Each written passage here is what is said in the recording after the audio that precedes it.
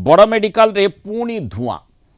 गला रविवार कटक बड़ मेडिकल रे भयंकर निआं लागिथिला ता मनरू लिभिनी सेतिक बेले पुणी थरे सेई एसीबी रे ही आउ गोटे अघटनर सूचना जदिओ बड़ दुर्घटना एथर टली जाइछि पुणी थरे सेई कटक बड़ मेडिकल रे निआं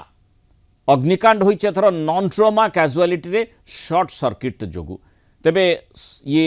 आश्वस्तिकर कथा होउछि जे अल्पके रोगी बर्ती जाइछन्ति नॉन ट्रोमा कैजुअलिटी रे 100 रु अधिक रोगी चिकित्सित होइथिले धुआं बाहरिबा जोगु स्मोक डिटेक्टर एक्टिव होइगला आउ ठीक समय भी अग्निशम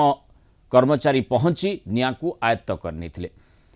कहा जाउछि गोटे पैनल बोर्ड रे शॉर्ट सर्किट होइथिला गत 15 तारिख राति रे एससीबी ट्रॉमा केयर आईसीयू रे भीषण निआं लागिथिला जोंथिरे 13 जनकर मृत्यु घटला और ये मामला रे न्यायिक तदंत निर्देश देइछन्ति मुख्यमंत्री रोगी मानक संपर्क एवं प्रत्यक्षदर्शी जो बयान देइथिले सेथिरु एससीबी कर्तृपक्षଙ୍କୁ अवहेला